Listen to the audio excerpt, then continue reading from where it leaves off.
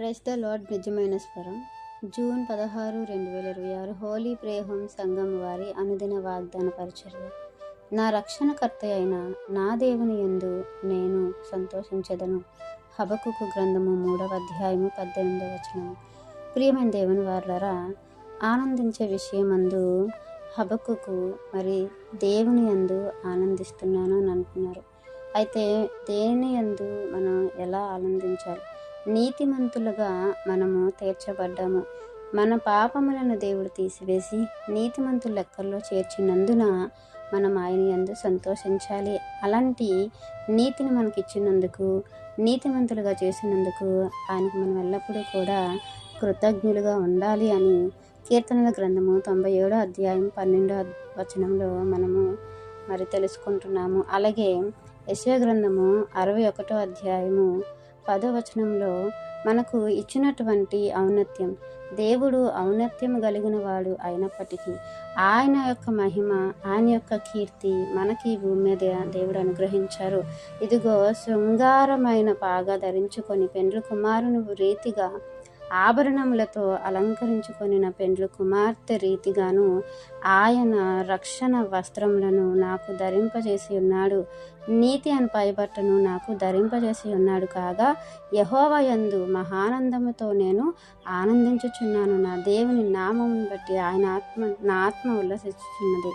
దేవుని బట్టి మన ఆత్మ ఉల్లసించే విధంగా ఈరోజు మనం ఇలాంటి సంతోషంగా, ఆనందంగా, ఒక మనశ్శాంతిగా, ఏదో ఒక మన జీవితంలో అద్భుతం జరిగింది అనే యొక్క అతిశయంలో మనము ఆనందంగా, సంతోషంగా ఉన్నామంటే దేవుడు మనకి ఇచ్చినటువంటి ఔన్నత్యం, దేవుడు మనకి ఇచ్చినటువంటి కృప, దేవుడు మనకి ఇచ్చినటువంటి ఆయన యొక్క ప్రేమ, ఆయన యొక్క ఆదరణ, ఇవన్నీ కూడా పర సంబంధమైనవి.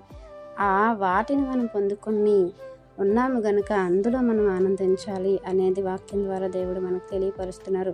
ఫిలిప్పీలకు రాసిన పత్రికలో కూడా 4వ అధ్యాయము 4వ వచనంలో ఎల్లప్పుడూ ప్రభునందు ఆనందించుడు. మరలా చెప్పుదును, ఎల్లప్పుడూ ప్రభునందు ఆనందించండి.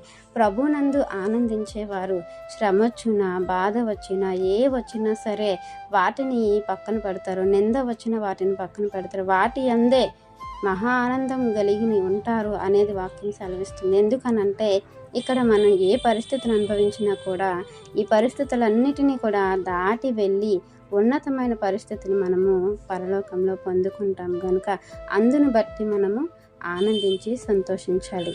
అలాగే ఉన్నతమైన దేవుని కలిగి ఉన్నాం, ఆయన బలమును కలిగి ఉన్నాం, ఆయన యొక్క శక్తిని కలిగి ఉన్నాం, ఆయన యొక్క కృప మన వెంబడి వస్తూ ఉంది, ఆయన యొక్క కాంతి మన మీద ప్రకాశిస్తుంది.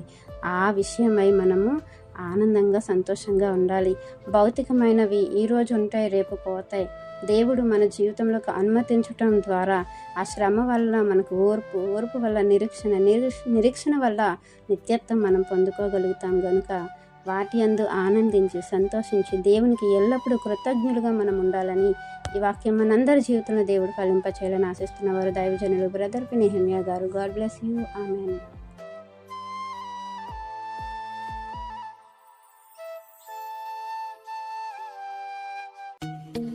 Hi friends, Holi prayer home Gajuwaka సంగమ వారు మాట్లాడిన విలువైన దేవుని సందేశములను మీరు వినటానికి మా యొక్క యూట్యూబ్ ఛానల్ హోలీ ప్రేయర్ హోమ్ను సబ్స్క్రైబ్ చేసుకొని పక్కనున్న బెల్ ఐకాన్ క్లిక్ చేయగలరు.